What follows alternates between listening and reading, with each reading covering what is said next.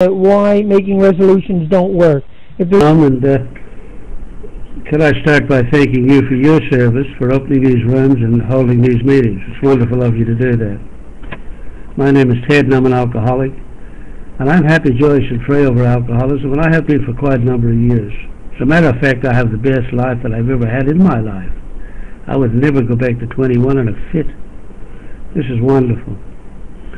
I came into AA lost, insane, sick, frightened, didn't know what the hell it was about. I didn't know what I was about. It was terrible. And for 4 years I hung around, and I had brief periods of sobriety, which didn't help me at all, only made me worse. Because I needed alcohol. I was addicted to it, so I needed alcohol to relieve my problems. But I've traveled the world in sobriety, and I laugh. I always laugh honestly when I see how AA is spread all over the world. And when you go to a town in Australia, there's always at least 2 AA meetings. Always. I've seldom been to. There's a couple of meetings, places I've been to with 1 meeting, but seldom. Usually if there's a populace, there's 2. And the other meeting is usually open because of resentment. I love the way God uses resentment to carry His message. It's wonderful. I've been to times where they have 6 meetings, where people come and they don't like what they hear, they start their own, and it's wonderful. And other people come there too. So it's wonderful that this message is carried in all sorts of ways. I was running around AA for 4 years crazy, and I was the AA parrot. I parroted everything I heard. I parroted it was a disease. I parroted you would die if you leave AA, that's the end of it. Newcomers would come in, and I'd be telling them if they left the rooms they'd die and drink and la. You know, isn't it ridiculous? But that's the way it was. And then a guy said to me, do you want to recover from this seemingly hopeless state of mind and body? And he explained the steps to me in a way that I'd never, ever heard before, and I hadn't. I'm not stupid, I'm alcoholic, but I'm not all intelligent. I have an intellect. But I just couldn't, my perception, I couldn't grasp what people were telling me. He said to me, Ted, you when you go to the doctors and when you do different things, you make an admission. You're sick, you go to the doctor. That's why you go there. You've admitted you're sick, right? I said, yeah.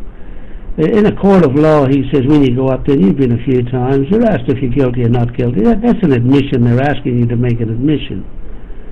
You can say not guilty or guilty. That's up to you.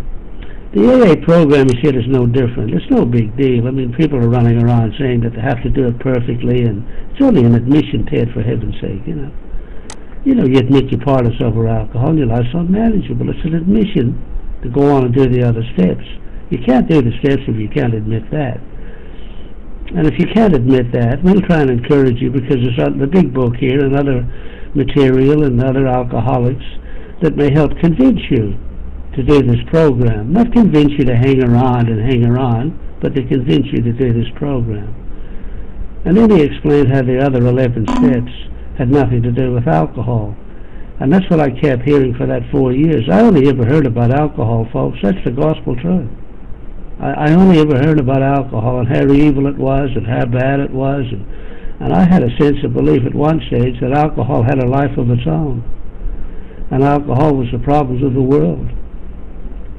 I was the problem, folks. I come to understand that by doing the steps. And then I have alcoholics tell me what they think God should, have me doing, and God this and God that. And they don't seem to understand. I have my own higher power. I don't do your God's will. I do my God's will. And my God is not your God, and my higher power is not your higher power. I have family that are all ministers of the Church of Christ, for heaven's sake. I had no trouble finding religion, but I have my own higher power today. And I don't understand all of this God's will stuff, because I don't go into that. My higher power gives me the strength to confront issues and a program to deal with problems. And that's all I ever do. Honest to God, that's all I ever do. I am in complete control of my life today. I have to make my decisions. I have to confront and be responsible. I don't know any other way of doing it. I have to take inventories of where I buy my meat, my grocery stores, the people I mix with. I have to know where they're at too, you see. So I don't understand a lot of stuff, but I understand about this program. I understand that it's a program of recovery, and you can recover from anything in this program, anything.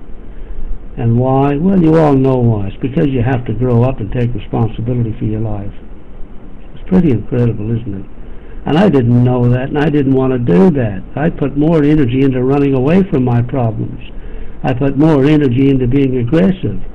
I didn't know how to deal with problems. So the promises of this program have certainly come through. I deal with things that would have bamboozled me when I was drinking. I just could not have dealt with them. You know, I'm at a party yesterday with 20 recovered alcoholics, and some of them are crazy. Not because they're drinking, because they're whingers and whiners by nature. That's what they are. Their character is like that. It's always bad. Everything's bad. They don't like computers. They're bad. The cars today are not made as well as they should be. Bad. You know, all of, but that's their nature, and they're good folks. I want to thank you all for having these meetings. I want to thank you for the privilege of coming into these meetings. Doesn't mean I have to agree with you. I only do a program, a 12-step program. I'm really not interested in anything else. I'm only trying to carry a message to the newcomer. You folks that have been around don't need me. You really don't need me. And the truth is, I don't need you anymore. I can stand on my feet today with my God, my program, and my sanity. But I come back to carry the message. Thank you very, very much, Tom, again, for opening this room, and